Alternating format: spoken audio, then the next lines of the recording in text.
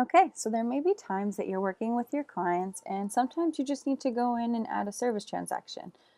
Maybe you already know they're already entered into your project. You see that they have a release of information. You're entering data as, which in this case we don't need to because this is a default provider. That was a change from previous videos. Also, you want to see that you are still assigned case managers. So now all we have to do, you'll see there's two big tabs at the top. You see client information and service transactions. So say this client just came in and I just gave them a bus pass. There was no scheduled meeting. We weren't planning to meet. There was no goal discussed. They just needed a bus pass. So all I want to do is click on this service transaction tab and I can add a service. Now when I add a service, it automatically creates the need. So I do not need to create a need. All I need to do is add a service. So I click add service, and now, right now, we're just going to provide a service for George. What the start and end date are, they can be the same. They should be the same. The times, it only matter if your supervisor is tracking how long you're spending to provide services for.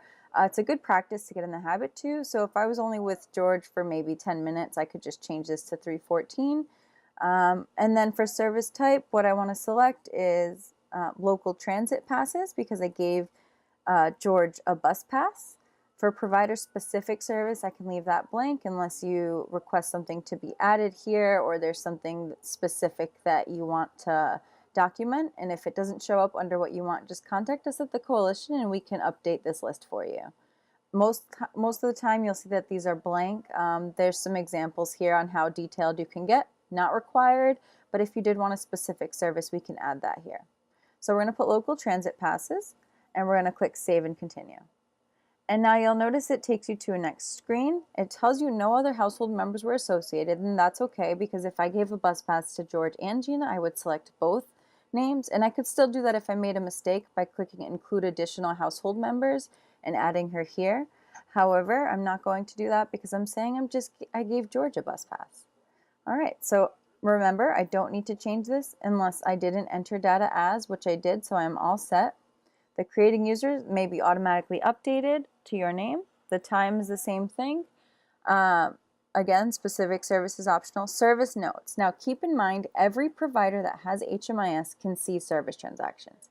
So if you work at one organization or the other, if your client comes to you and you give them a bus pass and then they go to another organization and tell them that your organization didn't give them a bus pass, they're able to pull up service transactions and see that you did already give them a bus pass. So now you want to make sure that if you do put any notes here, that they're very broad. You don't want anything personal, anything confidential, anything identifying. So you want to make sure that if you do put something, it was something as specific as broad as gave client a bus pass.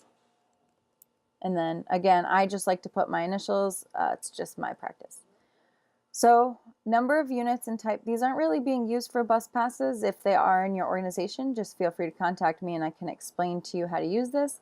Funding source, same thing. Most of the time these are used for rental assistance documentation. Other than that, it's not used frequently. Support documentation, if you wanted to upload, I don't know, a scanned document of a scanned bus pass or scanned documentation to show that he had an appointment. Again, nothing specific, so you don't want to add any support documentation here that shouldn't be visible to everybody.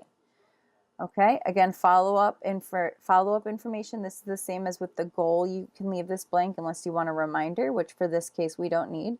We just want to go all the way to the bottom. So all you really want to do is fill in the top, make sure that the service is correct. You do a brief, if any, service note. You can leave this blank and that is perfectly okay.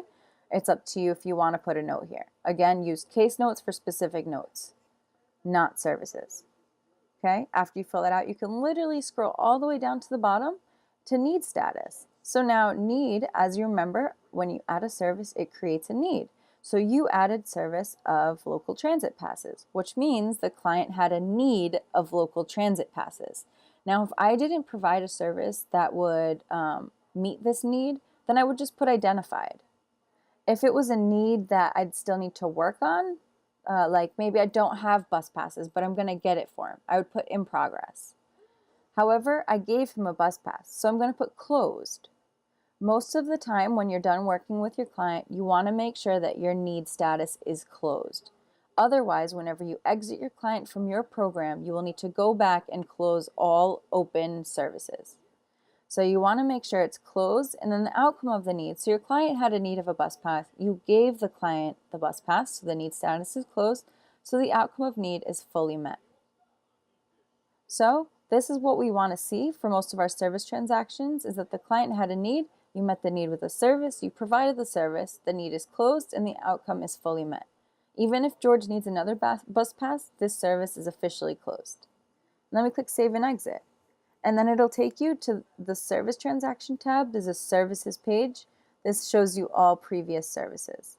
And now just to show you, you see that there's a service start and end date. The service was local transit passes. I created it. This is the date it was updated. So say I did it for a date in the past, that's okay. You don't need to backdate. You just want to change your service date on the previous screen. And now for these, you can't click on these notepads, but you can scroll over them. And it'll show you the very broad note. Okay, and that is how you add a service for your client.